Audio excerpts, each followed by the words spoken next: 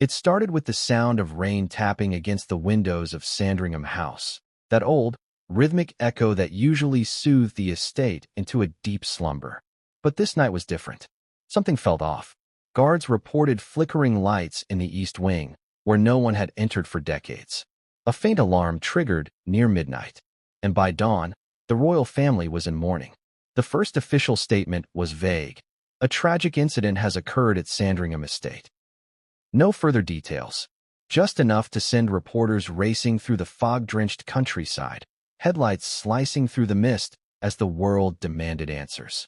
What tragedy could possibly strike one of Britain's most heavily guarded royal residences overnight? What could be so severe that the palace refused to clarify? Before we continue, please hit the like button, subscribe to the channel, and turn on the notification bell for updates. But behind those guarded walls, the truth was far stranger and far older than anyone could have guessed. It wasn't merely a tragedy. It was a revelation. A sealed door had been discovered in one of Sandringham's oldest corridors, a passage no one had known existed since Queen Victoria's era. And behind that door, tucked within a small, dimly lit chamber, lay a discovery that would haunt the royal family forever. A leather-bound trunk, dusty, untouched, bearing the initials DS. Diana Spencer. Let that sink in for a moment. Hidden inside one of the Queen's private estates was a chest belonging to the late Princess Diana, unopened for more than 2 decades. And what lay inside wasn't jewelry or trinkets. It wasn't old photographs or discarded memorabilia. It was something far more personal. Dozens of handwritten letters, each one addressed to people she loved, some to her sons, and one, chillingly, addressed to the one who betrayed me. Before the letters were even read, the atmosphere inside Sandringham turned heavy. Even seasoned staff members whispered that something sacred or cursed had been unearthed. Why now? Why at this particular time? Royal insiders say the East Wing had been undergoing restoration when workers hit what they thought was a solid wall, only to find it hollow. Behind it was an iron door, sealed from the inside. When they finally opened it, a wave of stale air rushed out, carrying the scent of aged paper and forgotten history. What they found inside, according to sources close to the investigation, shook even the most stoic members of the royal household. You have to understand, Sandringham isn't just another royal property. It's the monarch's private sanctuary, where the family retreats from the public eye, especially during Christmas. It's where generations have celebrated, argued, and mourned in secrecy. Every room holds echoes of history, of power, and of pain. But this particular room? This wasn't part of any royal blueprint. It wasn't listed in the archives. It didn't exist until now. Imagine the shock. When the trunk was brought into the main hall, historians and security personnel stood around it like witnesses at a trial. The lock was brittle with rust. The emblem, a subtle rose motif, was unmistakably Diana's personal seal from the mid-1990s. Someone had intentionally sealed it away, and not just hidden, entombed. A royal aide, speaking anonymously, later described the moment the first letter was lifted out. The handwriting was unmistakable, that elegant slant, the looping D, the soft blue ink she always used. But the words were not those of the smiling woman we remember. They were fearful, determined. It was as if she knew her time was running out. Let's pause there for a moment, because this isn't just about nostalgia or tragedy. This is about a voice, silenced long ago, returning when the world least expected it. A voice that warned her sons of something dark, something that may have been closer than anyone dared admit.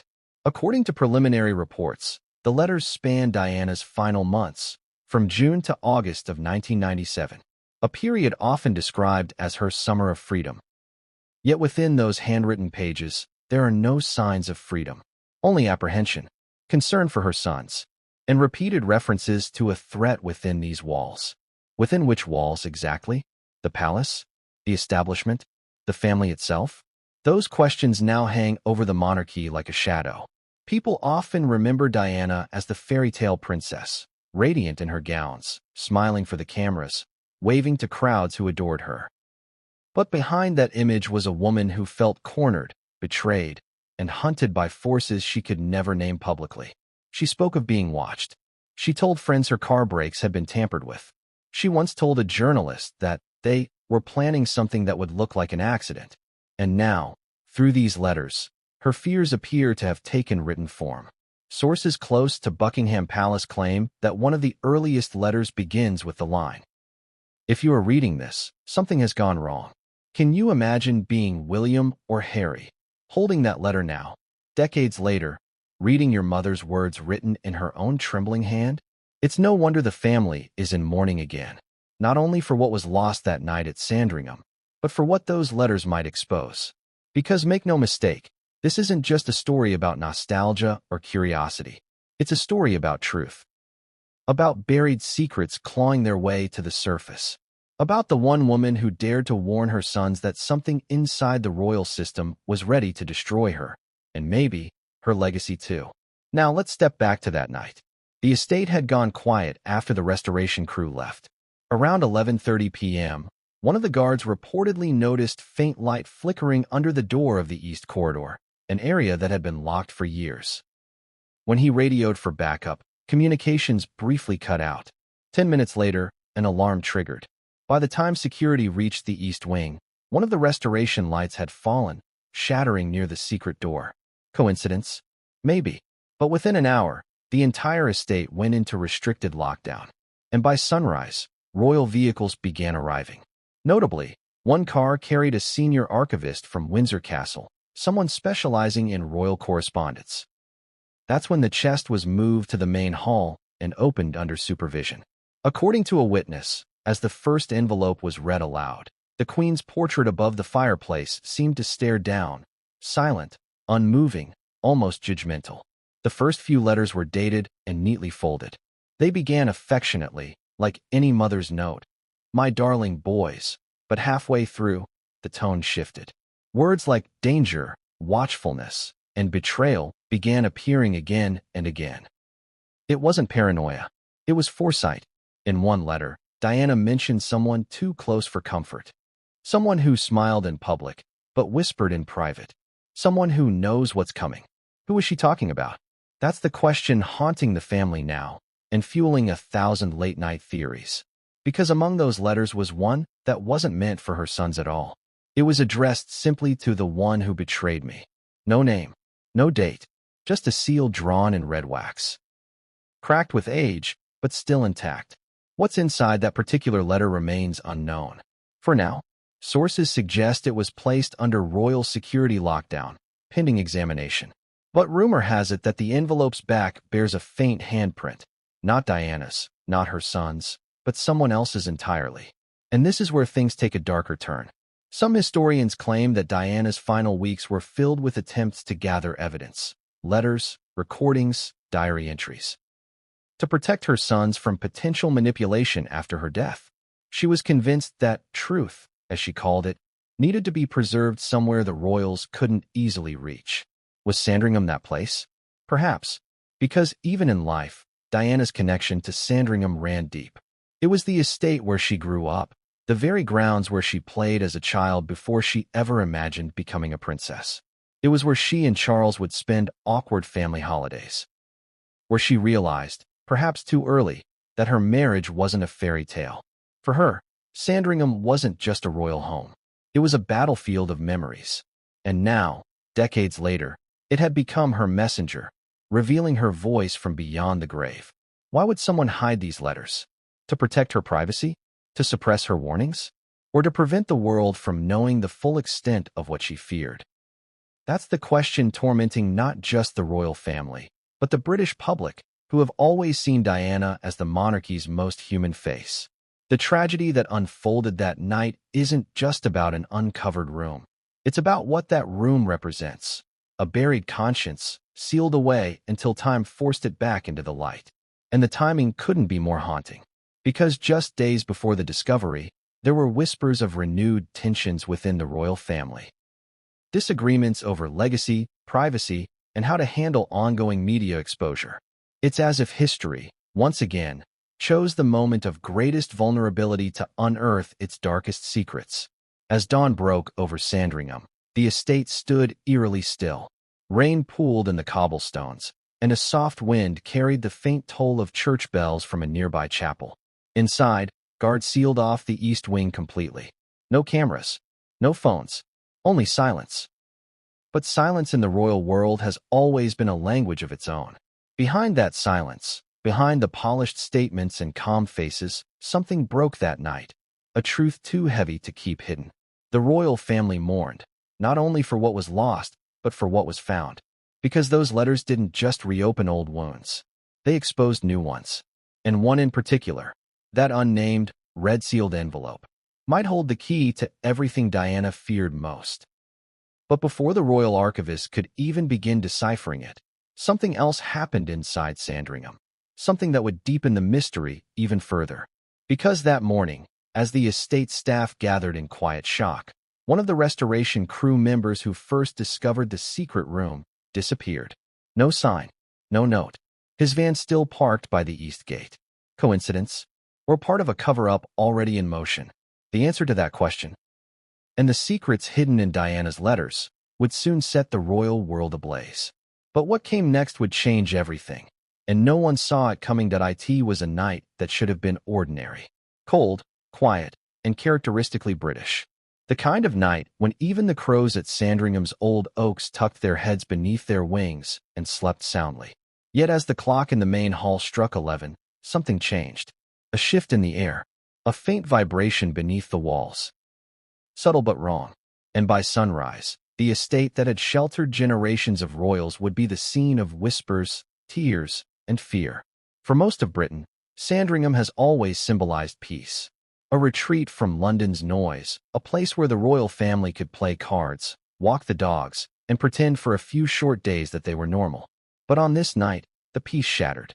The first to sense it was not a royal guard or an official, but a maintenance worker named Paul Griffin. A man of routine, 40 years old, 2 kids, a lifelong Norfolk local who'd worked on royal grounds for over a decade. Around 10:55 p.m., Paul noticed the flicker of an inspection light inside the east corridor, the section closed off for renovation. It wasn't supposed to be on. He radioed for confirmation. No answer. Static. Then the lights in the main hallway blinked twice and went dark. That's when the silence fell. He walked down the narrow corridor, boots echoing on the cold marble floor, flashlight beam bouncing across the framed portraits of past monarchs, eyes following, expressions unreadable. The smell of old wood polish and stone dust filled the air. Then, faintly, he heard something, a sound that would later haunt him. Tapping. Steady, deliberate, as if someone, or something, was inside the wall. He froze. "Hello," he called out. No answer. He reached the far end of the hall, where the east wing met a dead end. Except, according to the blueprints he'd studied earlier, it shouldn't have been a dead end at all. There was supposed to be another room, though no one could find an entrance. The restoration supervisor had chalked it up to a drafting error. But now, staring at the uneven wall panels, Paul realized something. The wall was newer than the rest. Too smooth. Too clean. He raised his flashlight. A faint outline ran across the panel. Vertical, narrow, almost like a hidden doorframe. The tapping stopped. That was when he heard the voice on his radio crackle back to life. "Paul? You there? We're getting an alarm from your section." Static. Then silence again. Paul turned. For a moment, he thought he saw movement, a shadow slipping around the corner. When he rushed forward, no one was there. Just the dim hum of emergency lights flickering overhead. He didn't wait. He called it in. Within minutes, 2 guards arrived. One young, one seasoned. Together, they examined the wall. The older guard, Sergeant Latham, brushed his fingers across the smooth plaster. Then he tapped it. "Hollow.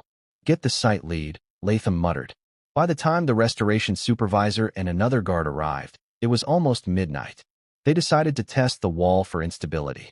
When they removed a small section of plaster near the floor, dust spilled out, followed by a puff of musty air that smelled like forgotten decades. Beneath the plaster was something solid. Metal. An iron door. No keyhole. No hinges visible. Just a latch, sealed over with corrosion. "What in God's name is this?" the supervisor whispered. Latham's flashlight shook slightly in his hand. "It's not in the plans." They pried it open using crowbars from the toolkit. The latch snapped with a metallic groan, echoing down the corridor. The door creaked forward, slowly, painfully, as though resisting being disturbed. And behind it was pitch black. When Paul's flashlight pierced the darkness, they all gasped. A narrow staircase led downward. The air was thick, cold, dense, unmoving. At this point, standard procedure would have been to stop and call for royal security clearance. But curiosity, that human weakness, got the better of them. They descended. Each step creaked underfoot, the air growing colder with every meter. Dust swirled in the light beams, glinting like frozen particles. At the bottom, the stairs opened into a small chamber, no larger than a bedroom. The walls were lined with faded wallpaper, yellowed and peeling. A single chair stood in one corner, draped with a decaying sheet. And in the center, beneath a tattered Union Jack flag, sat an old wooden trunk. It looked ordinary, but the initials carved into the lid made everyone's heart stop. D.S. Diana Spencer. No one spoke for a moment. Paul later said it was like time froze. He could hear his own heartbeat in his ears. The older guard crossed himself. "We shouldn't be here," he muttered. They didn't touch the trunk. Not yet. Instead, they called it in. Within 30 minutes, the east wing was sealed off. Security swarmed the corridor. Every door locked. Every camera redirected. By 1 a.m., senior officials from the royal household arrived. Among them, according to witnesses, was Lady Sarah McCorquodale, Diana's sister. Her face pale, her eyes red-rimmed as she stepped into the chamber. When she saw the trunk, she reportedly whispered, "My God, she did it." Did what exactly? No one knows for sure. But those words set off a chain of events that would spiral through the night. Around 2:15 a.m., an archivist from Windsor arrived, a man known only as Dr. Hawthorne. He carried gloves, tools, and a sealed evidence case. Carefully, methodically, he examined the trunk. The lock was old but intact. When he touched the clasp, he found something wedged inside, a folded piece of parchment. He unfolded it. The handwriting was unmistakable. "If you are reading this, it means my words were never heard." The archivist reportedly froze. He handed it to Lady Sarah, who pressed a hand to her mouth. She refused to read further until the official inspection could be recorded. The trunk was lifted onto a table and illuminated under a halogen lamp. Cameras rolled. Gloves on, Dr. Hawthorne pried open the lock. It snapped open with a dry click. Inside lay neatly stacked envelopes tied with ribbon, cream-colored, sealed, edges curled with age. Some bore addresses, "To my darling boys." Others carried no names at all.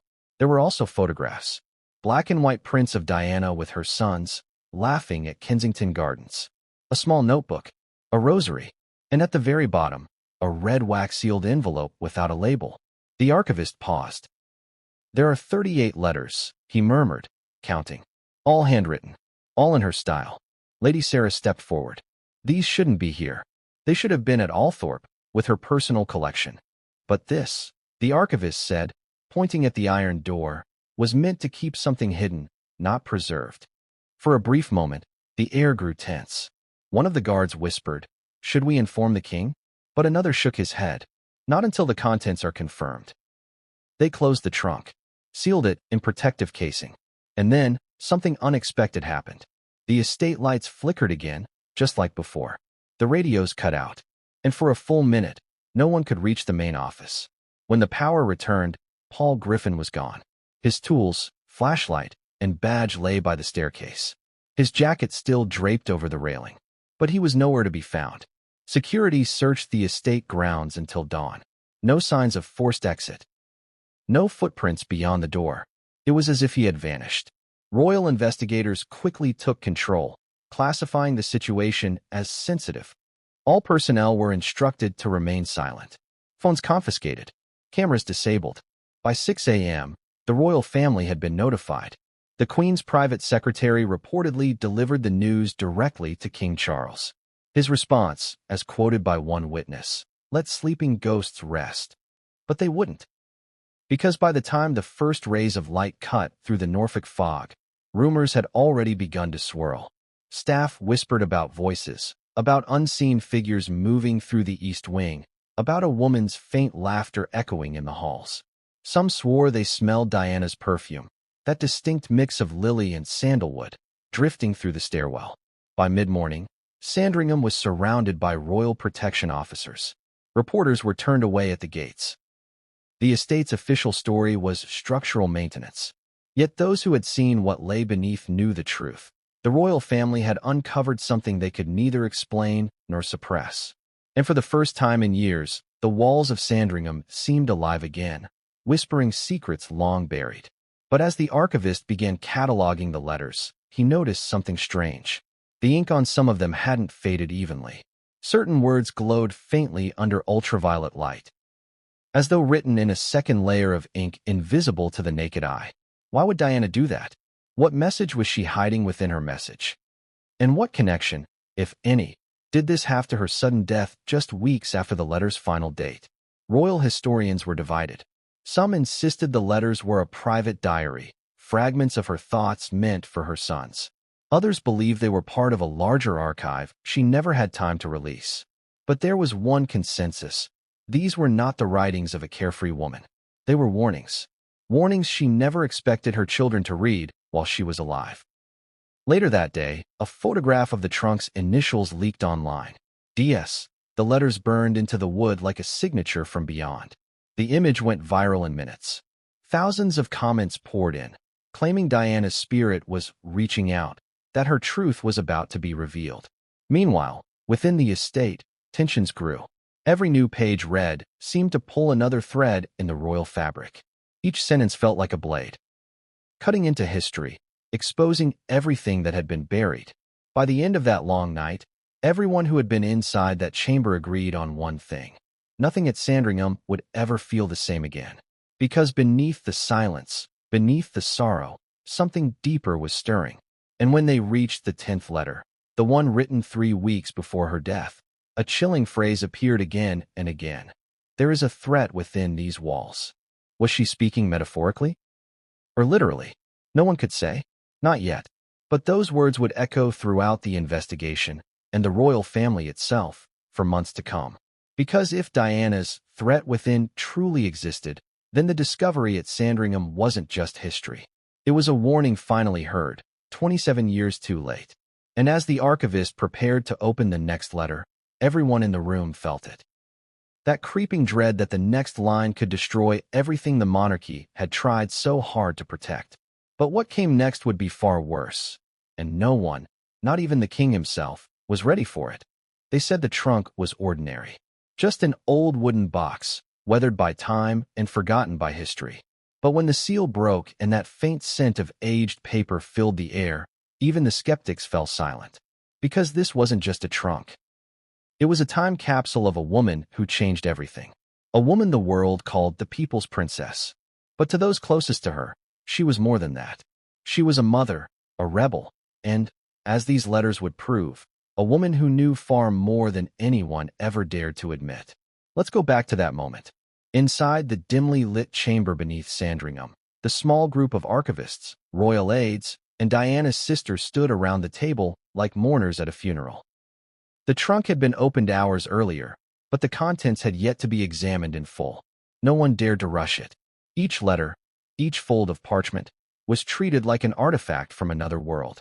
The wood of the trunk itself was striking, mahogany, reinforced with brass corners, the kind of craftsmanship you'd only find in the 1980s at Harrods luxury gift department. The lid bore faint scratches, as if someone had tried to pry it open once before and failed. Across the front, barely visible through the dust, were those 2 carved initials, DS. The royal archivist, Dr. Hawthorne, adjusted his glasses as he catalogued the first items aloud. 1 rosary, silver chain, Italian make. 2 photo negatives. 1 notebook. 38 envelopes, all hand-addressed. He paused. And 1 envelope with red wax seal, unmarked. Those present exchanged uneasy glances. Even without reading a single word, everyone in the room could feel it. This was not meant to be found. Lady Sarah McCorkadale, her hands trembling slightly, reached out and touched the lid. She told me once, she whispered, that she was keeping something safe, something for the boys. I thought it was a figure of speech. She stepped back, her eyes glistening under the soft light. But she really did it. The archivist nodded solemnly. And she hid it here, in Sandringham. Of all places. Think about that for a moment. Sandringham wasn't just any royal residence. It was the Queen's private home. To hide something here meant access, trust, and precision. It meant planning. It meant secrecy. And that raises a question that no one in that chamber could answer. How did Diana manage to hide an entire trunk in a royal estate without anyone noticing? Some theorize she did it years before her death, during one of her visits to the estate as a young mother. Others suggest someone helped her. A confidant within palace staff, maybe even a friend she trusted more than her own security detail. One thing was certain, this was no accident. As the team began carefully lifting the letters, the atmosphere thickened with the weight of history. Each envelope bore her distinctive handwriting, graceful, slanted, elegant. Her choice of stationery was consistent. Thick cream paper embossed with her personal crest. A few had light water stains, as if they'd been written through tears. And then came the first major revelation. Dr. Hawthorne, working methodically, noticed something strange about the envelope's numbering. "These aren't in chronological order," he said. "They're coded." Indeed, each letter bore a small symbol in the corner, sometimes a star, sometimes a heart, sometimes a triangle. They weren't dates. They weren't initials. They were something else. "Could it be a key?" asked one of the aides.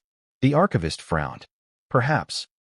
Or perhaps it's how she wanted them to be read, not in sequence, but in meaning." Lady Sarah took a deep breath.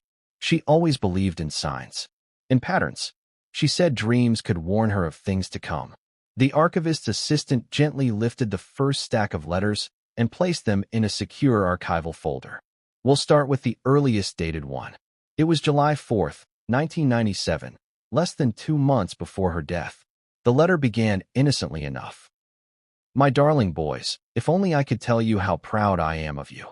You make me smile every day, even when the world feels so heavy." It sounded like a mother's love. But halfway through, her tone changed. "Please remember, there are those who smile at you not because they love you, but because they need you. Learn to see the difference. One day, you'll understand what I mean by the threat within." The archivist stopped reading. Lady Sarah's eyes widened. "She actually wrote that?" "Yes," he whispered, word for word. The phrase, "the threat within," was underlined twice. This was the moment the letters stopped being personal keepsakes and became something else entirely. The archivist leaned back. "We need to handle the rest privately. This is significant." Within an hour, the contents of the trunk were transferred to a private study within the estate, under heavy guard. All staff who had seen the letters were required to sign confidentiality agreements. The Queen's private secretary was informed. But what no one expected was what came next. That morning, at precisely 8:15 a.m., the estate's maintenance logs showed an unauthorized entry request from an external line, someone attempting to access the East Wing remotely. The request was denied, but the system flagged the username. It belonged to a former royal staff member who had resigned 20 years earlier, the same year Diana died. Coincidence? Or something more? For those inside the estate, tension grew by the hour. Every time a new letter was read, another question emerged. In one, Diana mentioned being watched and feeling trapped by familiar faces. In another, she spoke cryptically about someone close who knows too much. But perhaps the most disturbing detail came from the objects at the bottom of the trunk. Among the envelopes and keepsakes lay a cassette tape, its label faded but still legible. "If anything happens to me." You could have heard a pin drop. The archivist placed the tape in a protective sleeve, hands visibly shaking. "We can't play this without authorization," he said. "Not until it's transferred safely." Lady Sarah pressed a hand to her chest. "She recorded something?" "She must have," he said softly. "Perhaps a message. Or evidence." The very existence of that tape turned the situation from mysterious to explosive. If it contained her voice, her words, especially about her fears, it could reignite every question surrounding her death. Royal staff immediately contacted legal counsel. For the next several hours, the trunk's contents were handled as though they were classified state documents. Every item photographed, sealed, and recorded. But even with all this care, something strange kept happening. The air in the study grew unnaturally cold. One guard complained his flashlight batteries drained within minutes. Another swore he heard faint music coming from the empty east corridor, soft piano notes, the kind Diana often played. Was it nerves? Coincidence? Maybe. But as the archivist later told investigators, it felt like the house itself was holding its breath. As word spread quietly through inner circles of the palace, the family's reaction remained shrouded in secrecy. Some members reportedly urged immediate suppression, fearing public frenzy. Others argued that Diana's voice, even in death, deserved to be heard. By midday, the king's private secretary made an unannounced arrival. His orders were brief: catalog everything, report findings directly to Windsor, and above all, no leaks. But it was too late. A worker from the restoration crew, the same one who first uncovered the wall with Paul Griffin, had taken a photograph before the discovery was locked down. That image, showing the iron door ajar and the trunk half visible, made its way to a tabloid journalist by nightfall. The headline the next morning was simple but devastating. Sandringham's secret, Diana's lost trunk found. The royal household scrambled to contain it. Statements were prepared. Lawyers were briefed. But the damage was done. The world knew. Outside the gates, mourners gathered, holding candles and photos of Diana. Social media flooded with tributes, theories, and pleas for transparency. "Let her speak," trended across every platform. Inside, however, silence ruled. The archivists continued their work, uncovering fragments of a story no one was ready to face. Letters describing sleepless nights, dreams of escape, hope for reconciliation that never came.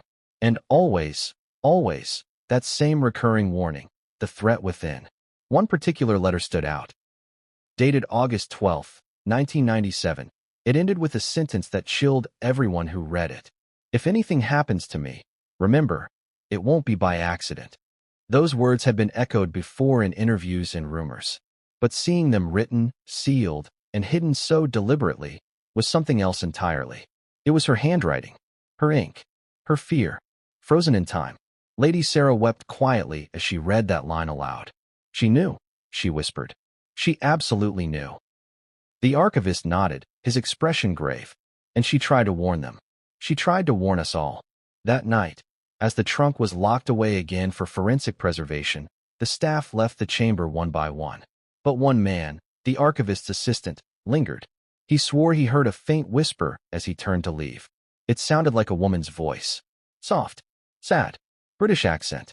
She said, "Tell them I was right." He looked around. The room was empty. When he reported it later, he laughed nervously, calling it imagination. But deep down, he wasn't so sure. Because everything about that day, the discovery, the timing, the eerie atmosphere, felt like something more than coincidence.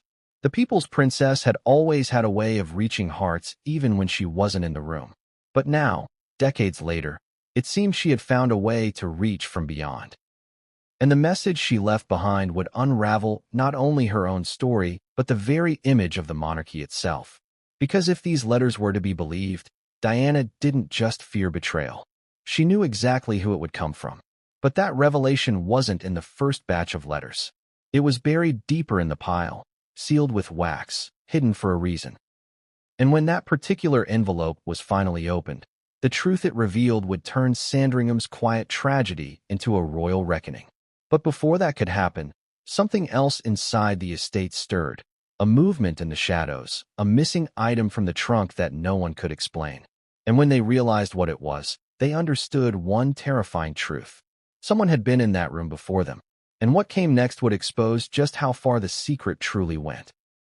It was almost poetic, the way her words began softly, like a lullaby to her children, before twisting into a chilling warning that no mother should ever have to write. Each letter opened tenderly, "My darling boys," or "My sweethearts," phrases full of warmth and love, followed by words that would make even the most stoic archivist tremble. These were not the musings of a woman who feared gossip or scandal. These were the writings of a woman who foresaw danger.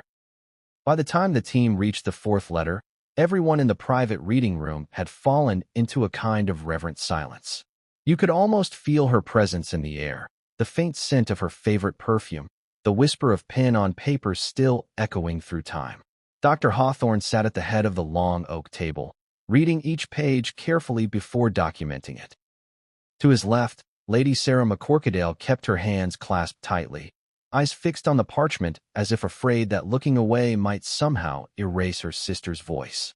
The third letter read, "My darling boys, I've had dreams that trouble me. The kind where you wake with a start, your heart racing, and you just know it's not just a dream. It's a message. You must be careful who you trust. Even those who smile at you may hold a different truth in their hearts. There are eyes everywhere. Even here." That last line, "even here," hung in the air like a storm cloud. "Even here," the archivist repeated softly. She must have meant Sandringham. But Lady Sarah shook her head. No, she meant the palace. She meant her world, their world. The archivist looked up, and she was afraid for them. She was always afraid for them, Sarah whispered. The letters continued, each one offering a mixture of love, advice, and cryptic warnings. Diana wrote about her boys' laughter, their school days, their bond, but interwoven through her words was a recurring unease. She warned them about the circle, though she never explained what it was. She spoke of people who move shadows behind crowns, of those who fear truth more than scandal. She described herself as being hunted by whispers and watched by smiles. And then, in one letter dated July 18, 1997, just weeks before her death, she wrote something that froze everyone in the room. "My sweet boys, if ever you hear unkind things about me, promise me you will not believe them at once. Wait, listen, watch. The truth has a way of surfacing when you least expect it. There is danger where you least expect it too. You'll know it when it comes, because it will come from within." The phrase again, "from within." The archivist noted it down. This is the third time she's used that expression. The threat within, or from within. It's deliberate. Lady Sarah pressed her lips together. "She said that to me once, during our last lunch at Kensington. I remember because she looked so pale. I asked her what she meant, and she said, 'It's not the cameras that scare me. It's the smiles behind them.'" There was a long pause in the room. Everyone felt it. That eerie blend of sadness and suspicion, the kind that seeps into your bones. And as the letters went on, the tone darkened. In one, she confessed, "I have been followed again. Not the usual cars. Different ones. Government plates. Perhaps I'm paranoid. But then again, they always call you paranoid right before they prove you right." Another, written just 5 days later, read, "I'm not sleeping. Every noise feels like a warning. The boys are my strength, but I fear they will suffer for what I know. If anything happens, they must know it was not fate."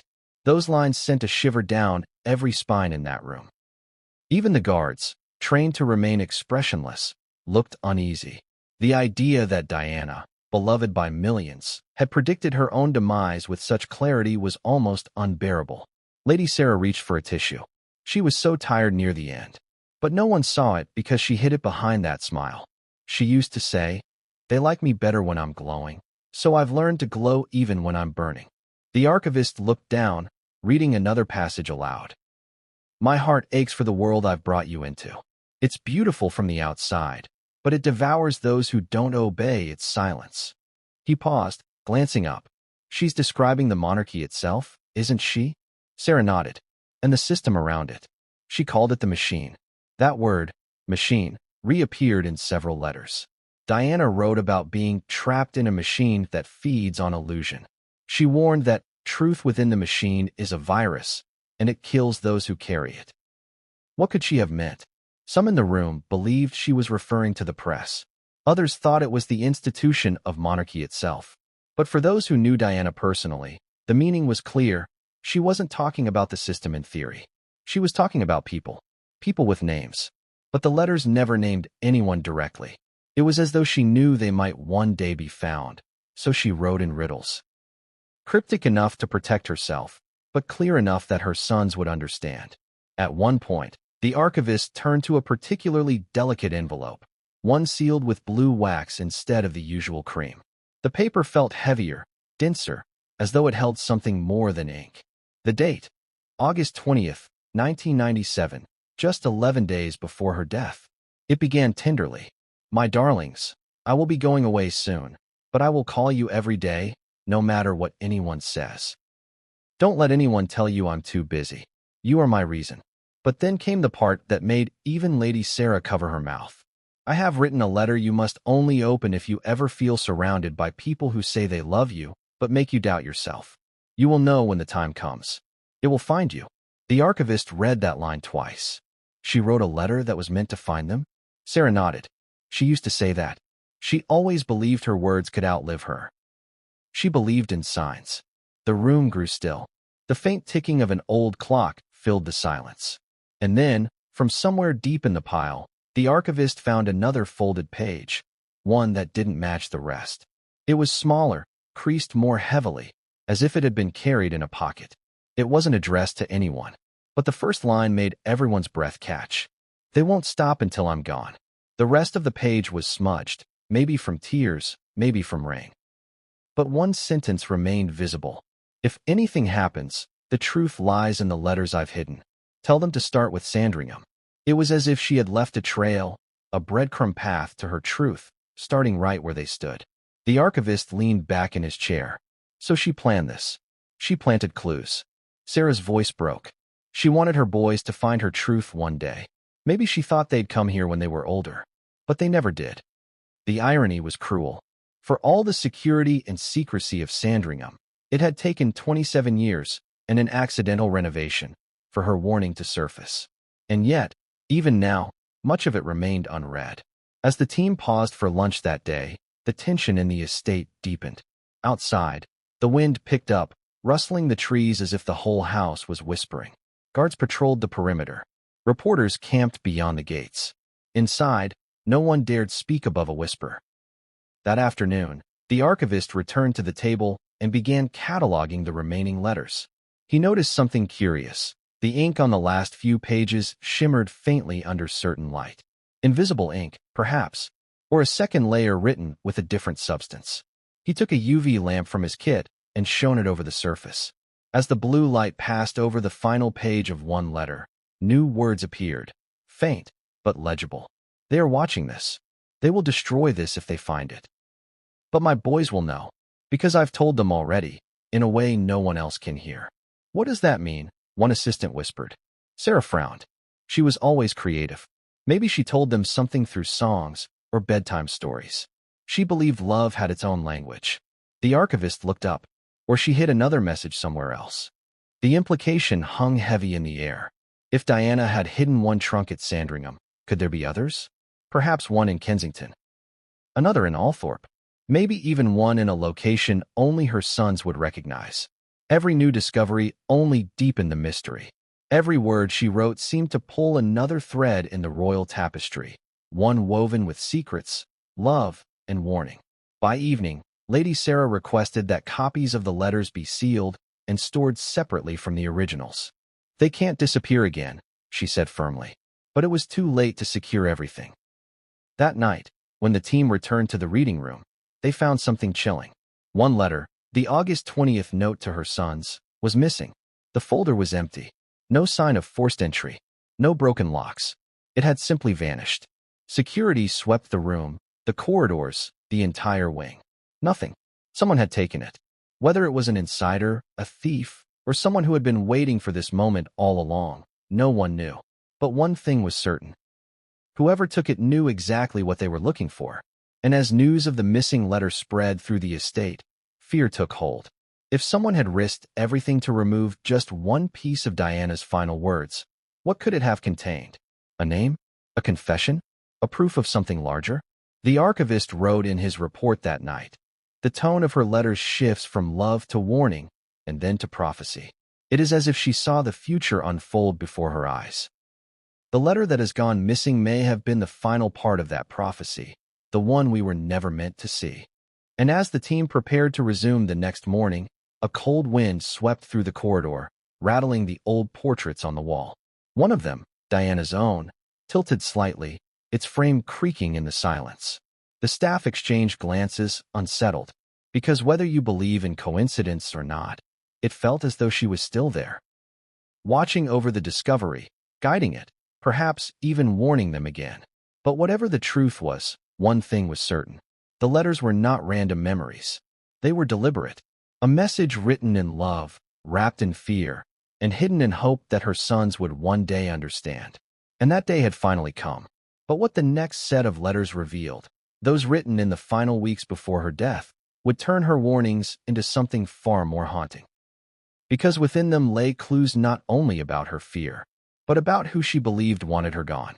And what came next would make the royal family question everything they thought they knew about her death. The palace had always been a fortress, majestic, untouchable, and cloaked in centuries of quiet authority. But beneath that grandeur, beneath the glittering chandeliers and pristine corridors, there was something else, a feeling, a presence, a shadow that lingered long after the laughter faded from royal halls. It wasn't the kind of shadow you could see. It was the kind you felt, the kind that whispered behind closed doors and watched from the corners of gilded rooms. Diana knew it. She sensed it, and according to her letters, she feared it more than anything else. The discovery at Sandringham had rattled everyone, but it was these next letters that truly changed the tone of the investigation. Gone were the gentle reassurances of a mother trying to protect her sons. What remained were cold observations, warnings carved from fear and betrayal.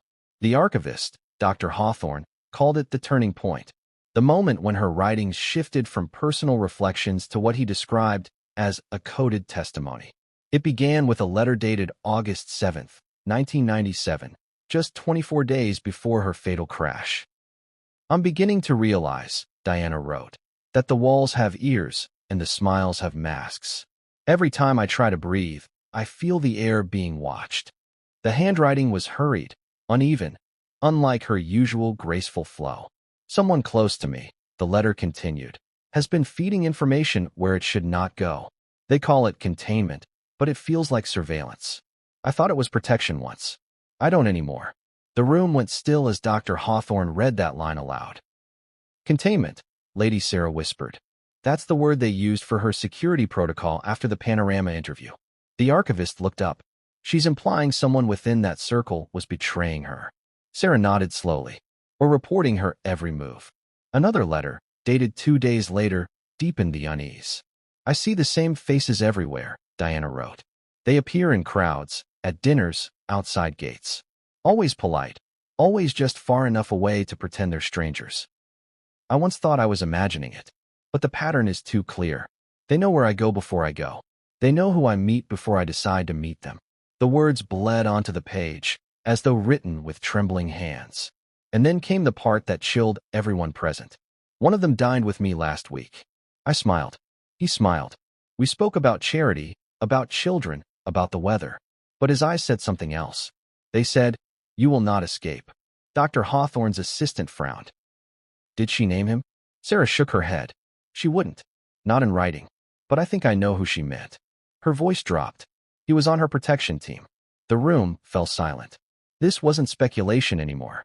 This was betrayal from within her trusted circle, the people meant to guard her life. In another letter dated August 15th, Diana's fear became almost prophetic. "My intuition tells me something is coming. I feel it like a storm before the lightning strikes. I've been told to stay quiet, to trust the process."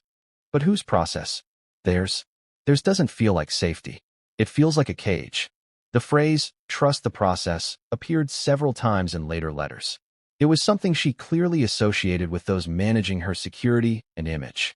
But behind the polite wording, you could sense the growing panic of a woman who no longer knew who was on her side. One passage in particular made Lady Sarah grip the edge of the table. "I asked one of them once, 'Do you work for me or them?' He laughed and said, 'Does it matter?' It was the kind of exchange that could have been brushed off as harmless. But in the context of everything else, it felt like a confession." Dr. Hawthorne took a deep breath. These letters aren't random fears. They're detailed observations. She was documenting patterns, behaviors, moments. Sarah nodded. She was cataloging her paranoia, except it wasn't paranoia. It was evidence. And then they reached a page unlike any other. The letter had been folded 3 times, tucked into an envelope marked only with a small cross drawn in black ink. Inside, the writing was faint, as though written in candlelight. It began abruptly, without her usual greeting. "There is someone at the palace who knows everything. My calls, my plans, my movements. They feed it upward, where silence wears a crown. I've been told to stop asking questions. But when the truth is dangerous, silence becomes betrayal." That phrase, "where silence wears a crown," echoed through the room. Sarah looked up. eyes wide.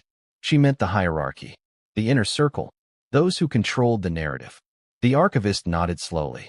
She's implying her surveillance wasn't rogue, it was sanctioned. That realization hit like a thunderclap. For years, rumors had circulated that Diana's life after the divorce was still closely monitored, under the guise of security. But these letters turned rumor into testimony. She wasn't just monitored. She was trapped. Another letter from August 19th read, "They want me to believe I'm free, but freedom without truth is a performance. They fear what I might say more than they ever feared me living. They've made it clear, the quiet ones survive. But I've never been quiet." Lady Sarah covered her mouth. She wrote that just days before she died. Dr. Hawthorne whispered, and she was right. At that moment, even the guards who had been standing silently near the door shifted uncomfortably. They had sworn oaths to protect royal secrecy, but they were also human. They could feel it, the weight of guilt in those words. Diana had always been described as sensitive, intuitive, even mystical. People mocked her for it. But here, in her own handwriting, she was proving something else. She wasn't imagining things. She was noticing them. She saw patterns others ignored. She sensed danger others dismissed. And perhaps that's what sealed her fate. As the archivist carefully turned the next page, another phrase appeared, underlined, circled, written with visible pressure. "Do not let them rewrite me." It was a plea, a final request. Sarah whispered. She knew what they'd do. She knew how the story would be told after she was gone. The archivist looked at her. "You mean the narrative?" "Yes," Sarah said, voice trembling. The image. The perfect story of a tragic accident, a grieving nation, a royal family united in sorrow. She knew they'd package it neatly, but she wanted her truth to outlive their version. Her words lingered in the room like smoke. Because that's exactly what had happened. The official narrative had been polished, mournful, sanitized. But these letters, raw, frightened, defiant, told a very different story. And yet, even as the team read them, something strange was happening behind the scenes.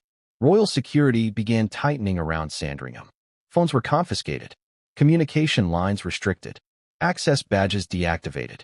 When one archivist tried to send a brief encrypted report to Windsor, the transmission failed, intercepted by an internal filter labeled Royal Security Division. Someone, somewhere, was monitoring what they were reading in real time. The shadow Diana had written about was still alive. Later that night, as the team convened in the study, a message was slipped under the door. No envelope, no signature, just a handwritten note in neat, capital letters. "Stop before you reach the last page." No one admitted to writing it. No one claimed to have seen who delivered it. Sarah turned pale. "They're still here," she whispered. Whoever she feared, they're still watching. Dr. Hawthorne tried to dismiss it as a prank, but his hands shook as he locked the remaining letters away. That evening, while reviewing the surveillance footage from the corridor, one of the guards noticed something chilling. At exactly 2:17 a.m., the camera glitched, a half-second of static. When the feed resumed, the storage room door was open. Nothing appeared to be missing, but the sense of intrusion was unmistakable. It was as if the shadow Diana described had stepped out of her letters and into the present. Over the next 2 days, the archivists continued their work under heavier security, but the fear remained. Each new letter peeled back another layer of deceit. One note, dated August 23rd, described a conversation Diana had with a trusted friend. "She warned me not to travel. Said she'd heard things, plans in motion." I laughed, but she didn't. "She said there are men who fix problems before they become headlines." I thought she was exaggerating. Now I'm not so sure. The archivist read the final lines in a whisper. "If anything happens, remember, it began at the palace. The shadow lives there." That was the moment Lady Sarah wept openly. She covered her face with both hands and whispered. "She told me she was scared of being silenced." I didn't think she meant it literally. The archivist closed the letter gently, as though afraid to wake the ghosts sleeping between the lines. "She wasn't writing these for history," he said quietly. "She was writing them for protection." Outside, the rain began to fall again, soft, steady, the same way it had on the night of her death. The sound echoed faintly through the corridors of Sandringham, mingling with the creak of old floors and the distant hum of security generators. It was as if the estate itself remembered her. and mourned with her. For decades, the palace had been the symbol of stability. But these letters revealed the cracks beneath its marble floors. The infighting, the manipulation, the fear that no one ever saw behind the polished smiles. And now, that shadow Diana feared was no longer metaphorical. It was tangible. It had moved through rooms, through decades, through power itself, unseen but omnipresent. Her letters didn't just expose a conspiracy. They exposed an institution haunted by its own silence. And as the archivists packed up the day's findings, one of them muttered the question that hung in everyone's mind. If the shadow lived within the palace, then, he hesitated. Who cast it? No one answered, because no one dared to. But they would soon find out. Because in the next batch of letters, those dated within her final week alive, Diana would describe one last meeting. A meeting that was never recorded, never mentioned. A meeting with someone who knew exactly what was coming. And what she wrote about that encounter would shake the monarchy to its core. Because it was the final piece of the puzzle, and the key to the mystery that had haunted the world for 27 years. But what came next would make even those who believed they'd seen everything question whether they ever truly knew the truth at all. Every secret needs a keeper. Someone to guard it, hide it, protect it. And, when the time comes, decide whether to tell the truth or let it die in silence. For Princess Diana, that person may have existed. Someone who wasn't royal, wasn't titled, but who knew more than anyone realized. Someone whose name appeared, faintly, in the margins of her letters. Always in initials, never in full. The discovery of those letters had already turned Sandringham into a fortress of tension. But what came next transformed it into a maze of suspicion. Because among all the revelations, there was one pattern no one could ignore. Every few pages, Diana mentioned a single mysterious figure. Sometimes she called them my keeper. Sometimes, the friend who knows too much. And once, in a letter written just days before her death, she called them the one who promised to hold my truth. Who was this person? Dr. Hawthorne, the archivist, leaned forward in his chair as he examined the recurring initials in the margins, ML. Sometimes written in the corner, sometimes beside a sentence, as if meant as a private signpost. At first, the initials didn't seem to match anyone in her immediate circle. But then Lady Sarah, sitting quietly by the window, looked up. She had a friend, a journalist. Martin Lacey. He helped her hide things. Tapes, mostly. Dr. Hawthorne frowned. You're saying a member of the press was helping her conceal documents? Sarah hesitated. He wasn't an ordinary journalist. He admired her. Protected her, in his way. She trusted him. Trust. A dangerous word in Diana's world. It was possible, of course, that this ML was someone else entirely. But as they cross-referenced details from the letters, places, times, events, it began to make sense. Diana had been reaching out to someone beyond the palace's control, someone who could keep what she couldn't publicly reveal. And if that was true, then maybe the secret trunk at Sandringham wasn't the only one. The archivist turned to the next letter, dated August 25, 1997. My dear friend, I've hidden one box where no one will find it. Not yet. The truth must have a witness, but not too soon. They're watching every move. I'll leave clues, just in case. Tell them to start where the light never changes. The light never changes, Hawthorne repeated. That sounds like a metaphor. Lady Sarah's eyes narrowed. Or it's literal. Sandringham's east wing, the one where the sun never directly shines. The archivist froze. She meant this place. That realization struck the room like thunder. Diana had been referring to the very wing where her letters were discovered. The light that never changes wasn't poetic, it was geographical. She'd left a breadcrumb trail hidden in plain sight, knowing one day someone would find it. But if this Martin Lacey had been her so-called secret keeper, what else did he know? And why had he never come forward? That night, after hours of silent cataloging, Dr. Hawthorne returned to his quarters and made a discreet phone call. He reached out to a contact in London's Archives Division, asking for any record of a journalist named Martin Lacey between 1995 and 1998. The answer came swiftly. Lacey had vanished in late 1997, just weeks after Diana's death. His car was found abandoned near Dover, engine running, door open, no sign of a struggle. His disappearance had been written off as a presumed drowning. But now, In the wake of the Sandringham discovery, that case no longer looked like a coincidence. The next morning, the team reconvened in the reading room, the mood darker than ever. "We verified the initials," Dr. Hawthorne began. "Martin Lacey, freelance journalist. Last seen alive September 4th, 1997, 6 days after Diana's funeral." Lady Sarah's face went pale. "She trusted him," she murmured. And then he vanished. The archivist nodded. "If she told him about the letters, then he may have been silenced too." One of the younger assistants shifted uneasily. "But why now? Why would these letters appear after all these years? Someone must have known they were here." Hawthorne's gaze fell to the floor. Someone did. The person who sealed that room. They had already theorized that the room beneath Sandringham was built decades ago, perhaps even before Diana's marriage. But no record existed of its modification in the 1990s. That meant someone with authority or skill had made it disappear from the blueprints. Someone who wanted that trunk hidden until it was safe to find. The archivist returned to the next letter, one that had been partially torn at the top, the ink faded but still legible. "To my keeper, I'm leaving the recording with you. If they find me, don't let them rewrite me. Promise me you'll keep it safe until the world is ready to listen." Lady Sarah looked up sharply. "Recording? As in the tape?" "Yes," Hawthorne said. "The one labeled, 'If anything happens to me.'" The room grew silent.